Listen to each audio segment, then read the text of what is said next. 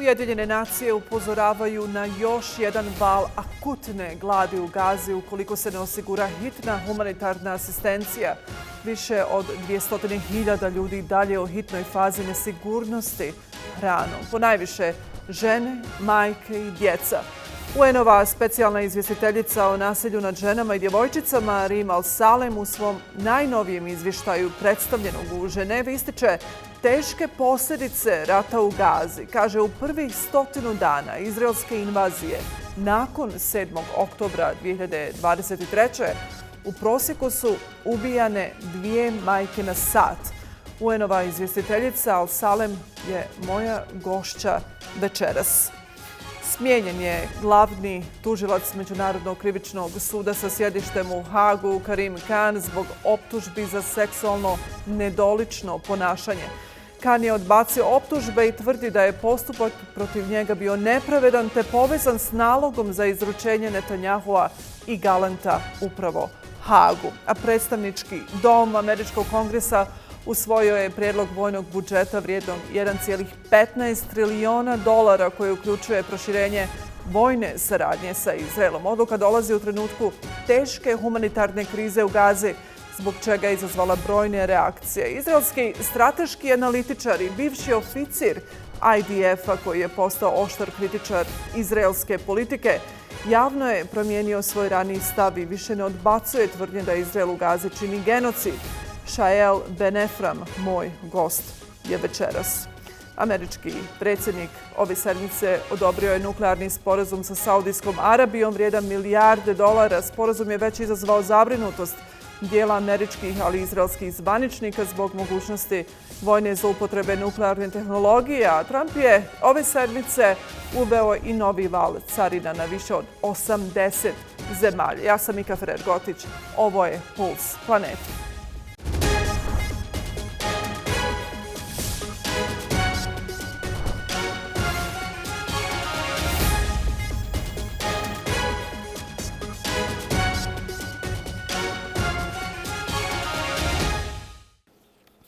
Glavni tužilac Međunarodnog krivičnog suda ICC-a, Reem Khan, smijenjen je s dužnosti nakon što je većina država članica podržala njegovo razrješenje zbog optužbi za seksualno nedolično ponašanje. Za njegovu smjenu glasali su 82 od 125 država članica ICC-a.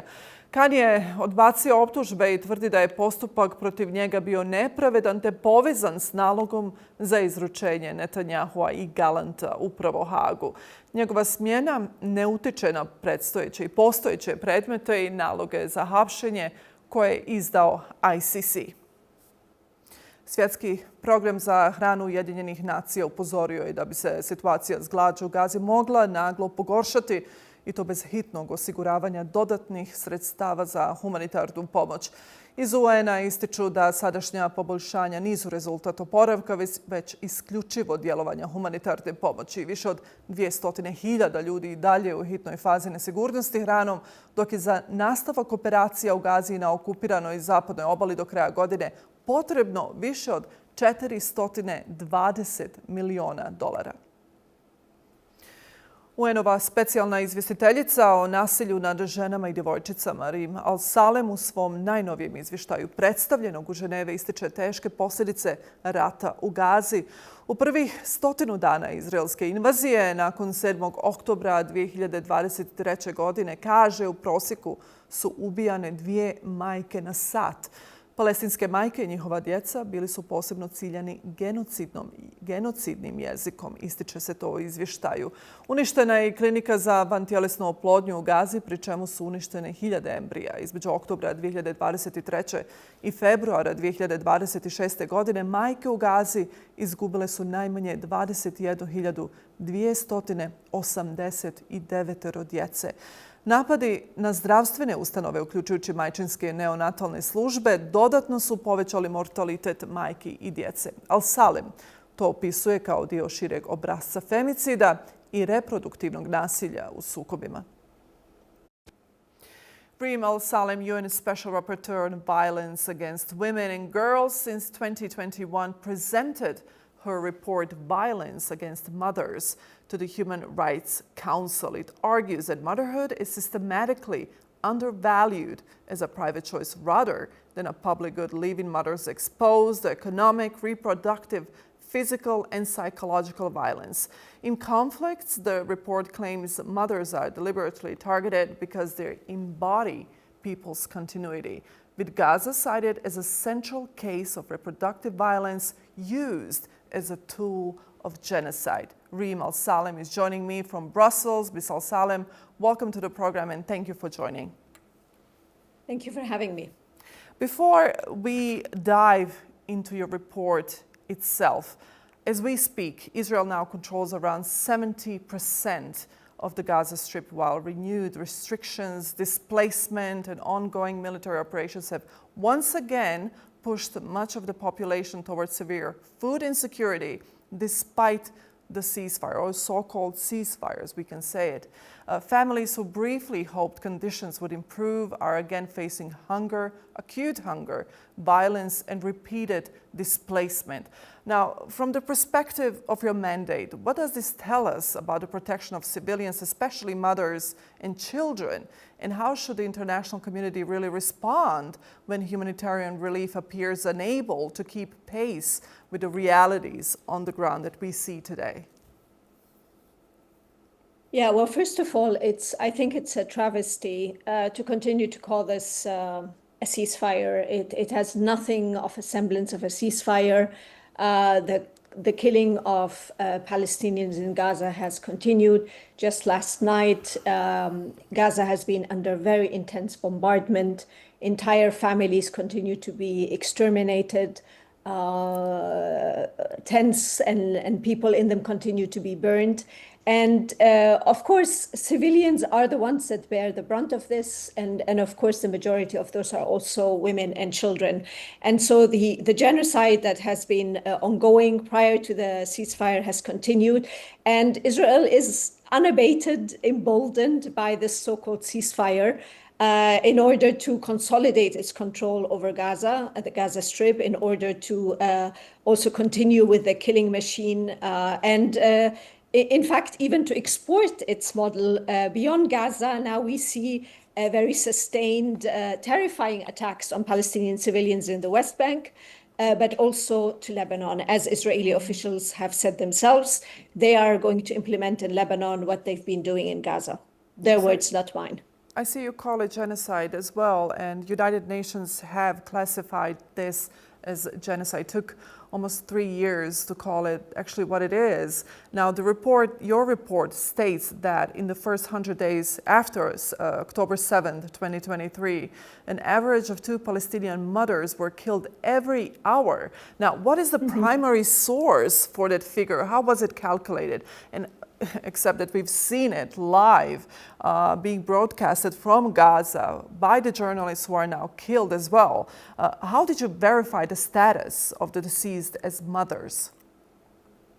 Yeah, so for our reports and also our letters, we depend on primary information either provided by victims or human rights organizations that work with them or the United Nations. This particular figure you refer to comes from the UN Women.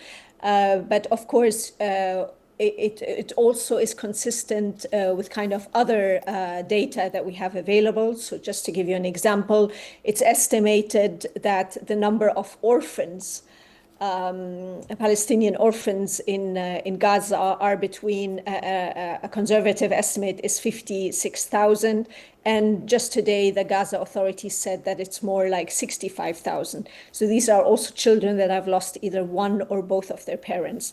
So you see that these figures sort of match in the sense that they point to a systematic, large-scale, deliberate targeting of civilians, but also women and children.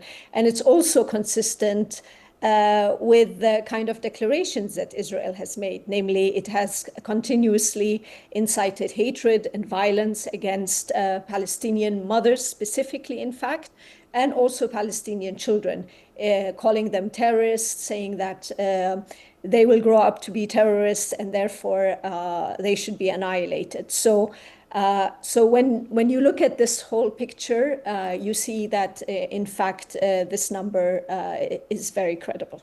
That language that's been used against women and children especially, it does describe by the international law the intent of genocide and of course widespread displacement. You write that between October 2023 and February 2026, mothers in Gaza lost at least 21,289 children. Unfortunately, the number keeps going up. And can you walk us through the methodology of your findings and how these numbers really reflect the actual suffering on innocent civilians on the ground, especially now mothers and their children?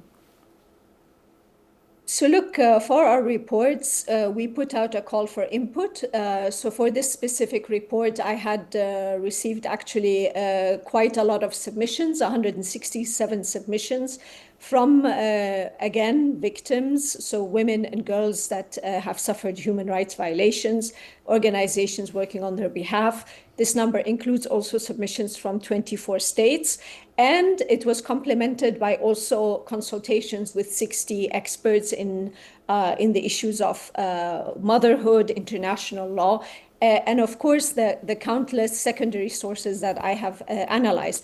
But I just want to make it clear also that the report is a human rights report. So it takes the trends and the events that we see, and then it tries to analyze its significance in terms of human rights obligations, but also human rights failures. And it tries to remind, therefore, states, because they are the primary consumers of reports that we write, of their obligations under international human rights law.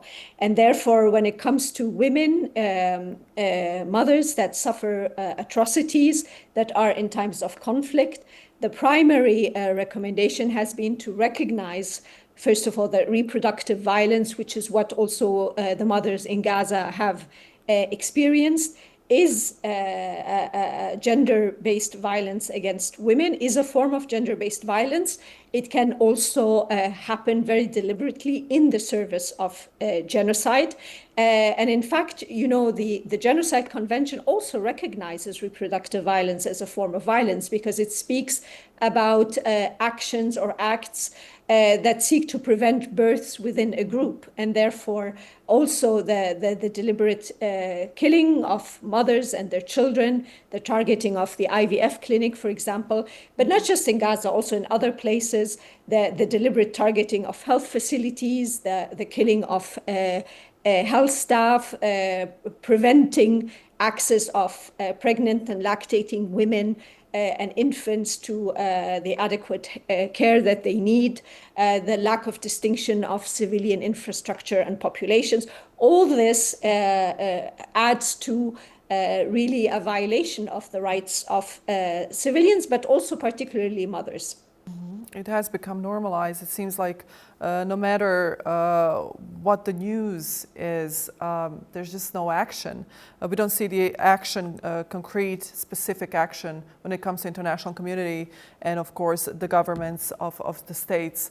Now, your colleagues, UN experts, have stated that evacuation is an exceptional and strictly temporary measure that may only be used to protect the safety of civilians or for imperative military reasons, not to depopulate or occupy areas. Now, in relation to a situation in southern Lebanon and, of course, in Gaza as well, knowing now that Israel holds 70% of Gaza territory.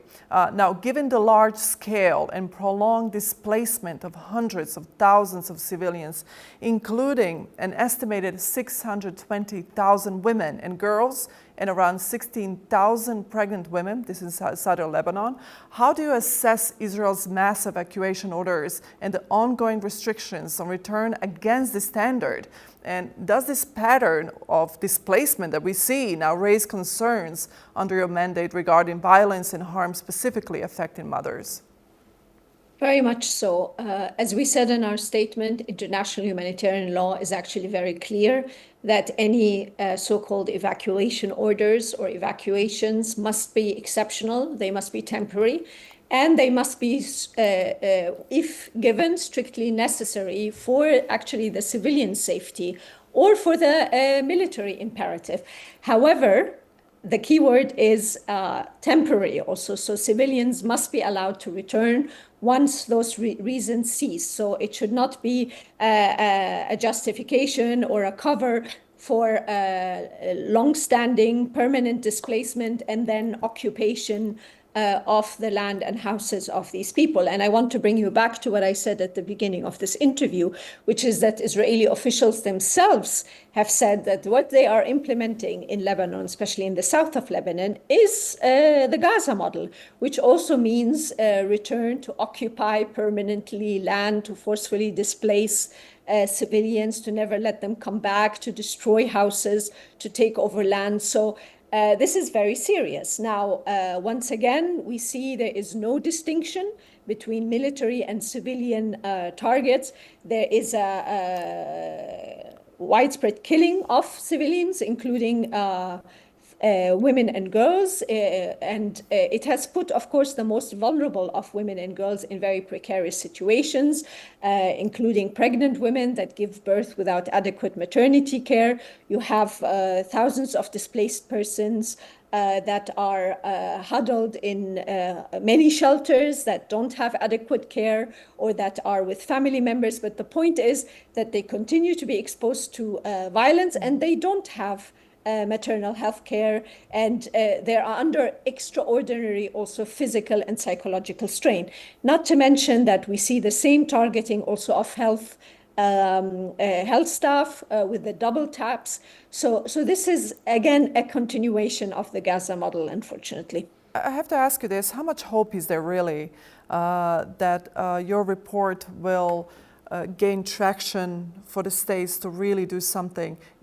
Just taking in consideration that, yes, the international humanitarian law and the international laws are very clear, but we see the obstruction, for example, of international criminal law or international criminal court by, for example, the United States of America trying to dismantle the entire organization in complete disregard of international law. How much is there really hope that what we heard, what we talked about today, can really see the end of this violence, just taking in consideration that not many people around the world believe anymore in the international law? Look, the reason I chose to write this report is because there is an attempt to erase mother-specific considerations and mother-specific languages and protections in law and in policy. And that attempt I see not only in humanitarian settings, but actually also in times of peace. And it's consistent also with this attempt to erase female-specific also language and considerations in law and in policy. The other thing is, as I said, it's to remind international community that international law recognizes motherhood, recognizes the protections that mothers enjoy, acknowledges also that mothers can face very specific forms of discrimination, obliges states to actually provide protection, provide appropriate services, and to prevent discrimination against mothers based on maternity, including in economic policies, so to provide, for example, paid maternity leave without loss of employment of benefit, workplace safeguards, access to childcare, and also that they have to adopt temporary special measures to protect maternity. And so my job as a rapporteur is also to remind states of their obligations. And since we recognize that women may face different kinds of discrimination, violence, because of different aspects about their identity intersecting with being female, I felt it was time to remind the world about this group that nobody really talks about. You know, my report is the first and only report about the violence experienced by mothers. UN reports speak about maternity, they speak about motherhood, but nobody has looked at mothers as a group of right holders. And so it was high time we did that. And that's exactly what you have been doing in this report. And I read your other 4 reports from the past year. And this is exactly giving the voice to the voiceless, giving the voice to women, giving the voice to mothers, giving the voice to children, and that being done by a woman that can really understand that pain, and giving the voice and putting them really on the forefront of this of the story is very important. I just want to thank you for sharing all the information, this analysis in depth with me, and of course I want to thank you for taking time to speak with us. Thanks, Danica, also for having me and for your interest in my work and my reports. I just want to clarify to your audience that I'm not a mother, but I'm, of course, the daughter of a mother. Like all of us, we are united by our humanity and by the fact that we came from mothers. And so most of us have experienced this, the significance of this bond that our mothers have, and that they will move mountains for us if they have to. Yeah. Absolutely, you're completely right. Thank you, Ms. Alsalem. Thank you. Thank you. Reem Alsalem, UN Special Rapporteur on Violence Against Women and Girls, joined me tonight. Stay with us.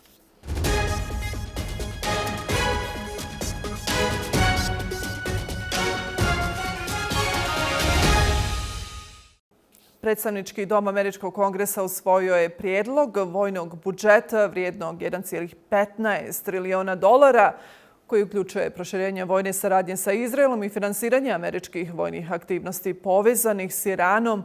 Prijedlog je usvojen tijesnom većinom i sada ide u daljnju proceduru u Senat, gdje mu predstoji neizvjesna sudbina zbog protivljenja demokrata. Odluka dolazi u trenutku teške humanitarne krize u Gazi, zbog čega je izazvala brojne reakcije, ocjene da je riječ o izuzetno zabrinjavajućem potezu. Šael Ben Efraim, Israeli-born strategic analyst and former IDF officer turned sharp critic, has publicly reversed his earlier rejection of the genocide charge against Israel in Gaza. At the same time, his latest Middle East briefing dissects why the current US-Iran exchanges remain bargaining rather than total war, centered on the Strait of Hormuz, Trump's restraint of Israel, and questions over who actually decides in Tehran. Šael is joining me from Los Angeles. Šael, welcome to the program and thank you for joining. Sure, it's a pleasure.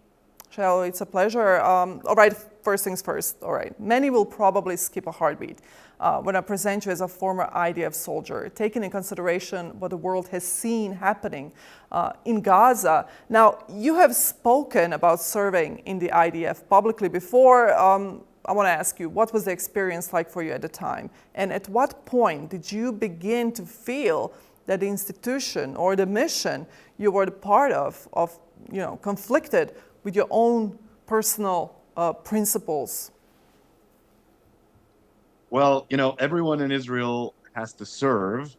And I did a long time ago when I was conscripted into the army back in the first Intifada. And at that time, second Intifada, I'm not that old, second Intifada. And at that time, I fully believed that Israel was legitimate in everything that it was doing, and that Israel was just responding to terrorism like most Israelis do believe. And over the years, my belief in the legitimacy of what Israel is doing, and sort of what I started to see as the overreaction that Israel had to attacks on it, started to plague me. But it wasn't really until I lost faith in the operation in Gaza and started seeing that instead of military goals, Israel was committing crimes on a very large scale and doing them not for any military advantage, that I became not just a critic of Israel, but lost my belief in Zionism in general and in the morality of Israel as a country. So it's really the operation in Gaza, which became a genocide pretty quickly, that changed my mind about Israel. Until then, I was a firm believer in the country, even though I thought that Israel did a lot of things that it shouldn't do, like every state does when it's at war. Were you persecuted for your opinions that are now completely different from the opinions that you had while you were still in Israel. Were you persecuted for that? Well, the word persecuted is a very extreme word that to me signifies, being arrested or beaten or all these sorts of things. None of that happened to me. I was ostracized by a lot of organizations, people, family, friends. I'm insulted and received death threats and all those sorts of things on a regular basis. But I wouldn't call any of that, any kind of oppression or persecution. My life is fine. I'm not really in any danger. And the price that I pay is fairly minor. The people who really are being persecuted are the Palestinians. And you describe a long personal journey from denying the genocide accusation to concluding that Israel is committing it as per United Nations as well. What specific combination maybe of evidence, rhetoric, policy, or on-the-ground patterns finally made the intent to destroy element undeniable for you? Well, when I served, a lot of what I did was I would help the IDF map out infrastructure. And I did those sorts of things also later on as an analyst. I still do that today. And it didn't take a lot for me to understand that Israel wasn't avoiding infrastructure, which is usually why you map out infrastructure in an army that is following international law, but instead was actually using its knowledge of the infrastructure that existed in Gaza in order to take it out. And so it started with Israel going after fresh water supplies. That really raised a lot of questions for me. Then it continued with when I realized that Israel wasn't just going after hospitals where it at least said there were Hamas headquarters and there was some kind of military reason for it, but Israel was actually destroying hospitals just so that Palestinians would not have the care that they needed in order to survive. And to me, that's the most important thing. People talk a lot about the statements, and there are genocidal statements. But to me, what really matters is there's an element of genocide that is making life impossible for a particular group, making it difficult or impossible for them to survive. And it was really the destruction of fresh water and of hospitals, sanitation, all these things that seem to be completely aimed at destroying the health of Palestinians so that they die with absolutely no military benefit whatsoever, because the ones who can receive care are members of Hamas and receive, not to mention the attempts at starvation, all these things that have no military goal whatsoever, but are only intended to kill civilians. And I really couldn't find any other explanation. And the essential Zionist position at this point is that there are no innocent people in Gaza, and that's because there's really no other way to explain all the things that are happening.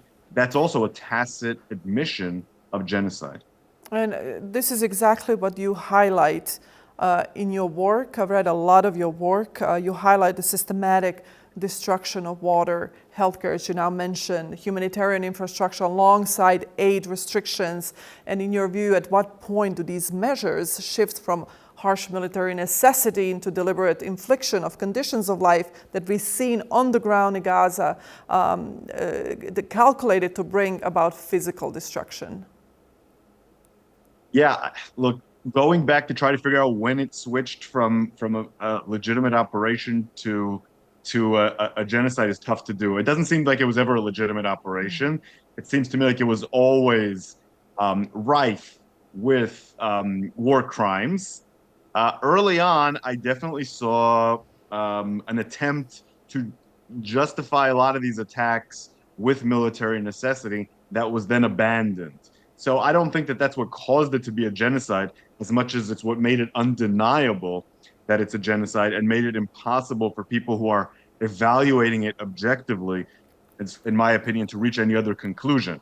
So I would say Israel hid it a lot better for a few months and then really stopped bothering to hide it because there were no real consequences for not hiding it. The United States under Biden was completely clear on what was happening. It had a lot of intelligence. It knew better than we did the depth of Israeli crimes committed in Gaza.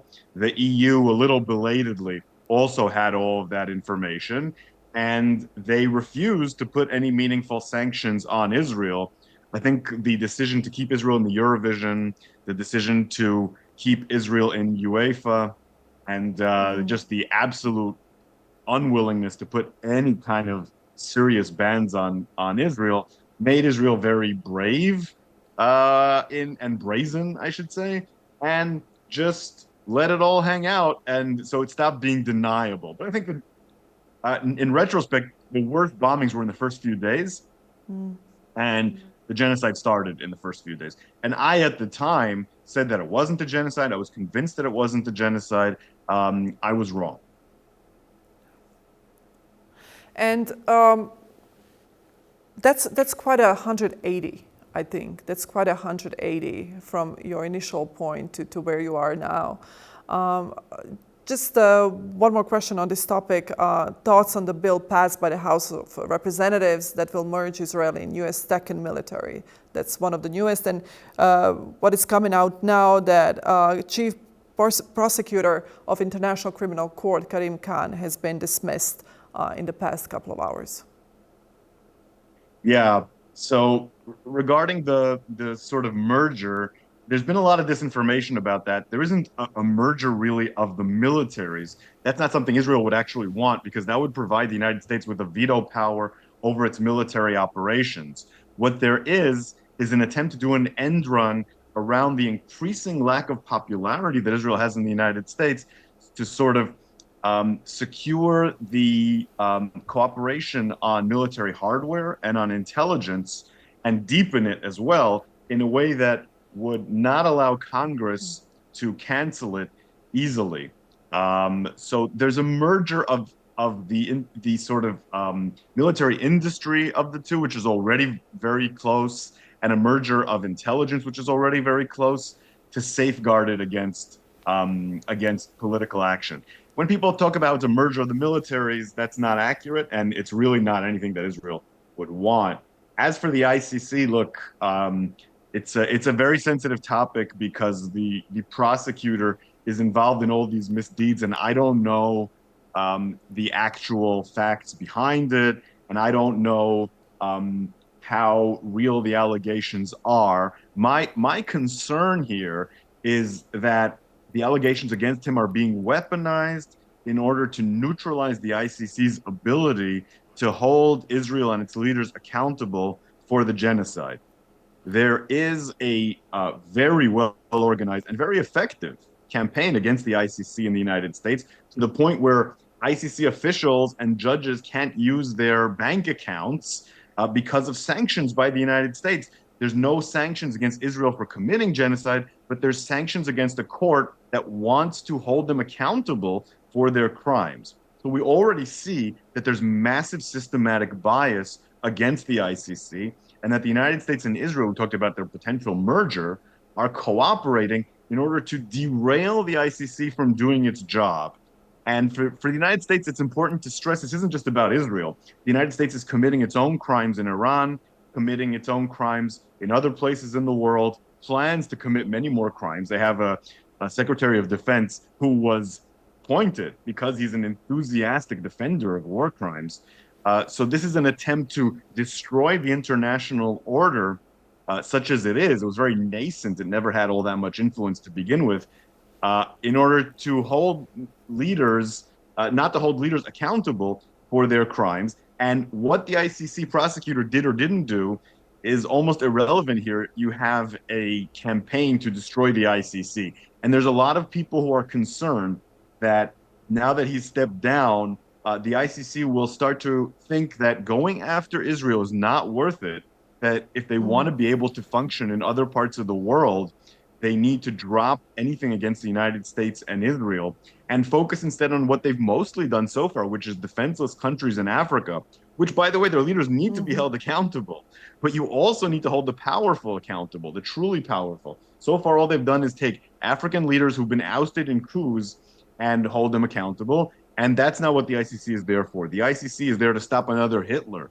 And Hitler is someone who has a lot of power. It's a Vladimir Putin, it's a Donald Trump, and it's a Benjamin Netanyahu. And this whole campaign is an attempt, quite successful, to stop the ICC from being able to do anything about it. It seems that it's working. we also have to remember, of course, Ms. Francesca Albanese, the UN Special Rapporteur. She's also been sanctioned so many times and having her life so restrained, unbelievable, but she kept going.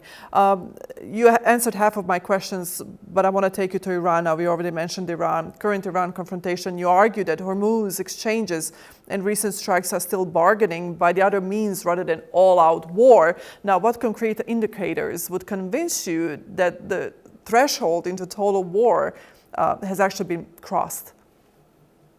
Well, the border between bargaining and war in the Middle East is almost non-existent in general. There are very few cases, especially in recent years, of total war. Total war would involve things like taking the entire economy and subjugating it to war. It would certainly involve a mass ground invasion. It wouldn't involve sort of targeted bombings against specific targets based on an escalation ladder like we have right now. I've seen this game played many times as an Israeli with Hezbollah and in the past with Hamas and with Iran as well. And basically what we're seeing here is the United States knows that it has absolutely no ability to impose what it wants on Iran purely militarily. It needs to reach some sort of deal. There's no way it can destroy Iran's nuclear program. It tried and it failed. There's no way that it can remove the Iranian regime. It tried and it failed. And there's no way that it can open the Straits of Hormuz unilaterally. It tried and it failed. So what they're trying to do right now is take a deal that was a pretty bad deal from their perspective and improve it. And they're hoping that if they cause enough pain to Iran, that they can improve it. There is no way we're going to see this escalate into the kind of full war with a full invasion because Trump doesn't have political capital and there isn't the support for any of the things that he would have to do. And Iran would make Afghanistan look like a walk in the park. And that was, a 20-year war that ended in defeat. We're talking about. Yes, I have two more questions for you. You note in your work that Iran is being asked to negotiate while under bombardment, and that questions remain about whether coherent decision-making centers still exist really in Tehran, especially around Mojtaba Khamenei. Now, how does this vacuum affect the credibility of any ceasefire proposal currently on the table? Not just ceasefire, but also the end of the war in its entirety. Yeah, so we really have chaos, and we also have infighting of different factions. And the problem is that the people who are negotiating the deals these moderates who are negotiating the deals. There are elements, very powerful elements in Iran that want them to fail. So they are going to jeopardize and undermine deals that are reached by Iran. And it's sometimes very hard to differentiate that from the traditional Iranian style of negotiating and bargaining, which is relentless and filled with tricks and subterfuge to begin with. That's just a Middle Eastern tradition. And then you also have the fact that Iran has been divided into military regions that are acting independently of each other in many cases because it's been determined that that's the best way to fight Israel and the United States, because they tend to take out the center and try to take out all communications. So if every element is acting independently, they can fight better. So the end result of this is that even when an order is given in Iran, there's a lot of people who will not listen to it, intentionally or unintentionally. And that means that if you reach a deal with Iran, you have to expect that they will break it repeatedly. That's just reality right now. And you have to make sure that you're bargaining with a coalition in Iran that actually has a say and actually has a majority, which currently is not the case. And that was the problem with the decapitation strike that Israel and the United States did early on. It created a power vacuum that it's not that there's no one to fill it as much as that there's massive infighting over who will fill it and how they will fill it. And a lot of that is playing out through the negotiations. So you also have bargaining and war on the internal Iranian level, as well as you have on the international level between the United States and Iran. And so everything is kind of a game of power. Looking at this as a war makes it sound like what matters is how many people you kill or how many tanks you blow up or ships or planes. And what we're talking about here is power and will, not war. Not war. One last question for you. Is diplomacy dead? Now, we already wonder whether or not international law really exists, taking in consideration that no one's taken accountable, especially not for the 185 girls killed at the beginning of this war. But diplomacy, is there still any room for negotiations, diplomacy, having both sides sit at the same table? Absolutely. Negotiations are, this is where I'm an optimist. Negotiations are continuing all the time. Neither the US nor Iran can blow their way out of this. They have to talk and they have to reach some kind of modus vivendi. Well, what does that mean in practice? I just talked about how difficult it is to reach an agreement. The end result of this is going to be some sort of status quo that both sides can live with, even if they can't acknowledge it. So they're going to have to make concessions that they can't make officially, but that they're going to be forced to make due to the power of reality. So the talks and signals behind the backs and in all kinds of back channels are going to focus on what will reality actually look like in the Straits of Hormuz? What will reality actually look like in terms of attacks on bases in the Gulf and on Iran itself? And what needs to actually be negotiated is the nuclear stuff and the release of funds. And that's why both of those things, there's a lot less of a chance that it will be agreed on. But ultimately, neither side can have the Straits of Hormuz be closed, and they have to reach a deal. And so they will reach a deal. Whether or not there's an actual agreement or not is almost irrelevant, because all the agreements are broken anyway. So what matters is if they can reach a status quo that is tenable, and at some point it will be reached.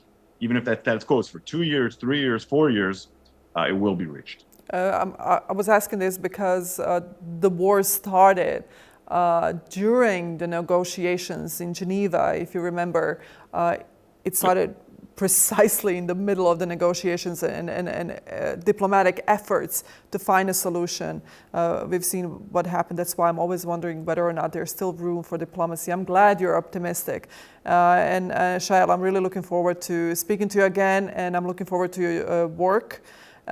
To read more about this. Your analysis, like I said in our private conversation as well, is completely different, insightful than from anything that I've read so far. So I want to thank you for taking time to speak with me. Thank you so much. It's been a pleasure.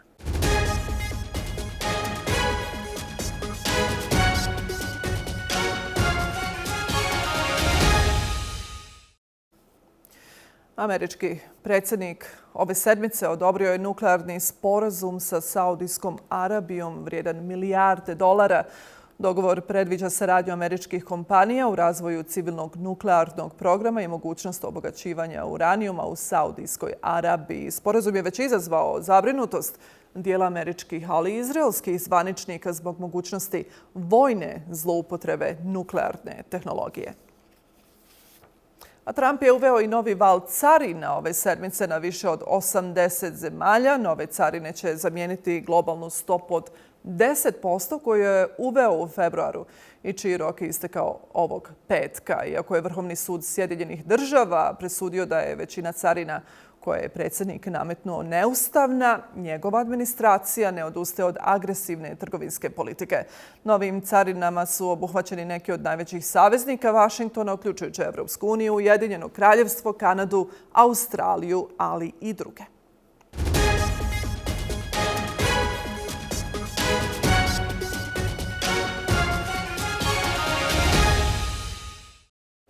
Dvije vijesti iz entertainmenta. Elon Musk najavio je da će njegova platforma za umjetnu inteligenciju Grok Imagine do kraja godine producirati cjelovečernju ekranizaciju Homerove Odiseje, za koju tvrdi da će biti vjerna izvornom dijelu. Vijest dolazi nakon velikog uspjeha istoimenog filma Christophera Nolana, koji je tokom prvog vikenda zaradio $264 miliona. Musk je ranije kritikovao Nolanov izbor glumaca, dok je reditelj odbacio tvrdnje da umjetna inteligencija može zamijeniti ljudsku kreativnost. Još ćemo kratko o filmu. Britanska glumica Emily Watson predsjedavaće žirijem takmičarskog programa za igrani film na 32. Sarajevo Film Festivalu. Saopćili su to organizatori. Uz Watson u žiriju će biti glumica Sara Klimoska, reditelj Igor Bezinović, Atina Rachel Cangari te direktor Evropske filmske akademije Matthijs Wouter Knoll. 32. izdanje prestižnog Sarajevo Film Festivala, koji će biti održan od 14. do 21. augusta ove godine za prestižne nagrade Srce Sarajeva. Takmičit će se ukupno 51 film, dok će jedan naslov biti prikazan izvan konkurencije. I toliko u Pulsu planete za ovu sedmicu. Ove i ostale vijesti možete i dalje potražiti na našem sajtu newsmaxbalkans.com. A do tada ne mijenjajte kanal.